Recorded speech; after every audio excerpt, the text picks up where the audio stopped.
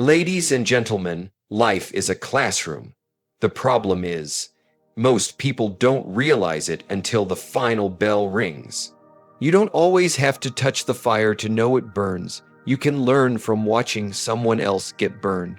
That's wisdom. Smart people learn from their own mistakes, but wise people learn from the mistakes of others. If you look around carefully, every story, every failure, every stumble of another person is a gift wrapped in experience, waiting for you to unwrap it and learn without paying the full price. Yourself, every mistake, every wrong turn, every failure leaves behind a trail of evidence, clues that reveal what went wrong. It's like walking into a room after a storm. You can see the broken glass, the overturned chairs, the water dripping from the ceiling.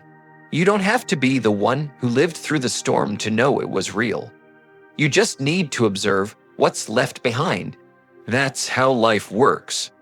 When people fail, when they stumble, when they fall flat, they leave behind lessons that anyone willing to study can learn from. Look at business, for example. If a company goes bankrupt, that's not the end of the story. It's the beginning of a lesson.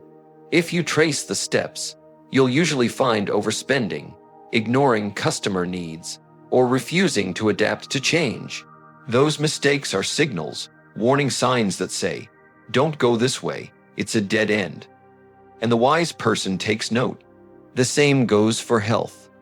If someone's body breaks down after years of poor choices, the evidence is right there.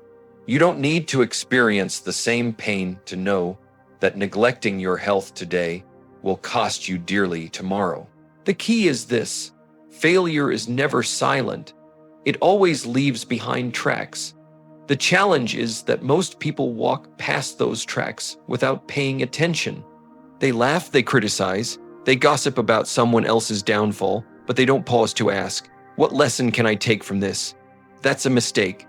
Because failure is not meant to humiliate you when you see it in others. It's meant to educate you, to sharpen your awareness, to help you make better decisions. So instead of judging people when they fail, study them. Instead of saying, "That would never happen to me," ask, "How can I make sure it doesn't happen to me?" Remember, life is always leaving behind evidence. The question is, will you be wise enough to pick up the clues, or blind enough to ignore them? Observation is one of the greatest gifts life offers us, yet so few ever use it to its fullest. We live surrounded by examples, some shining with success, others drenched in failure. And every single one is a free lesson if you have the eyes to see. Think about it. How much pain, how much money, how many years could you save if you simply observed carefully instead of rushing blindly into the same traps others have already fallen into? You don't need to experience every mistake firsthand to gain wisdom. That's too costly. Observation lets you borrow wisdom without paying the full price. Take money, for instance. If you watch closely, you'll see how overspending ruins peace of mind, how debt strangles freedom, how greed destroys relationships. You don't need to run up the credit cards yourself to understand the danger. Just look around. Or consider health. You don't have to wait until your body is broken before you learn the importance of eating right, exercising, and resting. Every person struggling with preventable illnesses is already a loud reminder that neglect comes with a bill, and the bill is always higher than expected. Observation is the shortcut because it compresses time. You can sit with a mentor and learn in 1 hour what took them 20 years of trial and error. You can watch a business collapse and understand in a week what cost the owners their entire fortune. You can look at someone else's broken family and realize instantly the price of neglect, selfishness, or lack of communication. You don't have to spend decades in pain when someone else's story can be your early warning system. But here's the challenge: observation requires humility and attention. Most people are too busy talking, too busy assuming, too busy believing it won't happen to them. They don't pause long enough to ask, what can I learn here? The wise, however, stay alert. They study, they listen, they pay attention to the subtle patterns of success and failure in others. That's why wisdom often belongs not to the loudest, but to the quiet observer in the corner, the one who takes notes while everyone else is distracted. So let me tell you this, don't waste the shortcut life offers. Open your eyes, open your ears, open your mind. If you are willing to learn from what you see around you, you can walk further, faster, and with fewer scars. Because life will always reward the student who watches carefully and applies what they've observed. Pride is one of the most dangerous traps a person can fall into, because it convinces you that the rules of life don't apply to you. Pride whispers, that won't happen to me. I'm smarter, I'm stronger, I'm different. But life doesn't make exceptions. The principles that break one man will break another if the same mistakes are made. Pride blinds you. It shuts your ears to advice. It closes your eyes to warning signs, and it hardens your heart against correction. A proud person refuses to learn from others, and as a result, they're doomed to repeat the same painful lessons. Think about the people who ignored wise counsel and said, I know what I'm doing. They overspent because they thought they were too clever to go broke. They neglected their health because they believed they were too strong to get sick. They mistreated relationships because they thought they were too charming to lose them. And yet, pride always leads them down the same path. Broken finances, broken bodies, broken homes. Pride doesn't discriminate. It destroys whoever carries it. Humility, on the other hand, is a teacher's open door. Humility says, I don't know everything. Maybe I should listen. Maybe I should observe. Maybe I should learn from this before I step into the same hole. Humility allows you to admit your blind spots and borrow wisdom from others without experiencing the pain yourself. It doesn't make you weaker.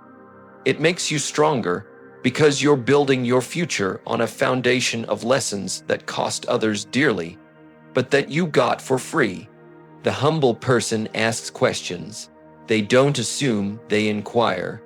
They don't brush off correction, they welcome it. They don't see someone else's failure and laugh. They see it and say, that could be me if I don't change course. Humility doesn't just keep you safe, it accelerates your growth. Because every time you let someone else's mistake teach you, you just saved yourself years of regret. So, remember this, pride will make you pay full price for every lesson. Humility will let you learn at a discount. Pride blinds you to reality. Humility opens your eyes wide. One path keeps you stuck. The other path keeps you growing. The choice is always yours. Will you insist on being right, or will you choose to be teachable? Mistakes are some of the most powerful mentors you will ever meet, if you are wise enough to sit at their feet and learn. The beauty of mistakes, whether your own or someone else's, is that they don't just tell you what not to do.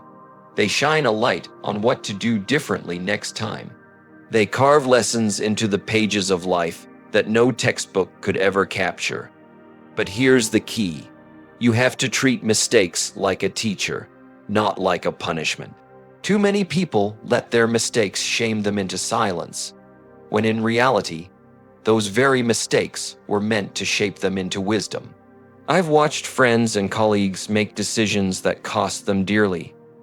One ignored his health until the doctor said, "It's too late." Another cut corners in business, thinking no one would notice, until his reputation collapsed and the customers vanished. Another neglected his marriage, believing it would somehow hold together on its own, until the day he came home to an empty house. Painful stories, yes, but they became my teachers. I didn't have to go through the same fire to understand that integrity, health, and love cannot be taken for granted. Their mistakes mentored me, and I became a better man for paying attention. Even your own mistakes can be incredible mentors, if you let them. Think back to a time when you made a poor decision.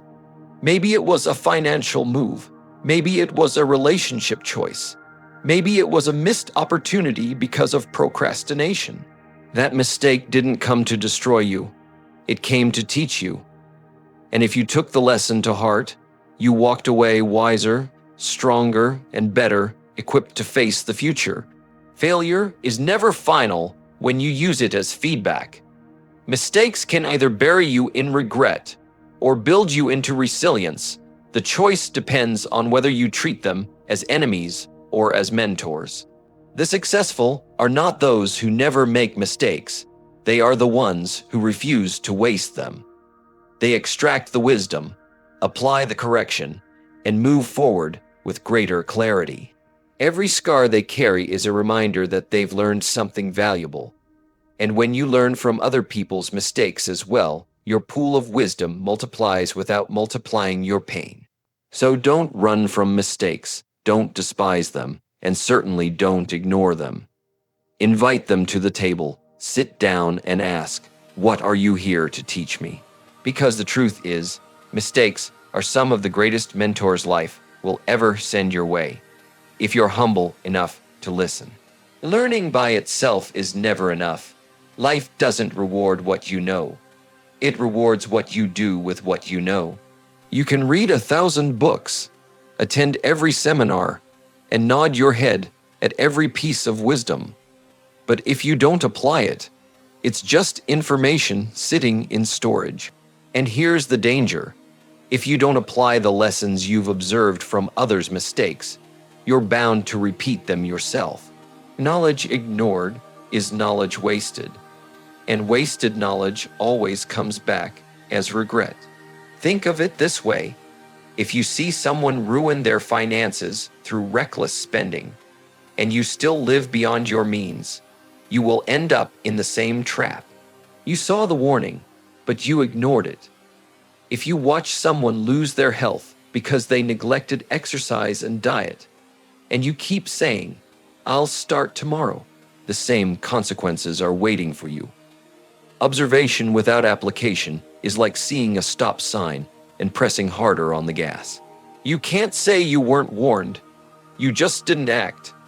Application is the bridge that turns knowledge into transformation. It's not enough to understand discipline. You have to practice it. It's not enough to admire someone else's downfall and say, "I'll never do that." You need to put systems and habits in place so you don't do that. If you don't build a budget, temptation will eat your paycheck. If you don't set boundaries, pride will creep in. If you don't cultivate healthy routines, your body will remind you later in painful ways. Life gives us plenty of signals, but it demands that we respond, not just acknowledge. What separates the wise from the foolish is not access to lessons everyone has access. The difference is in execution. The foolish observe and forget. The wise observe and adjust. And the ones who truly change their lives are the ones who put lessons into practice before circumstances force them to. So let me give you this challenge. Don't just be a collector of wisdom, be a user of it. Don't just take notes, take action. Don't just say, "That makes sense." Prove that it makes sense in the way you live.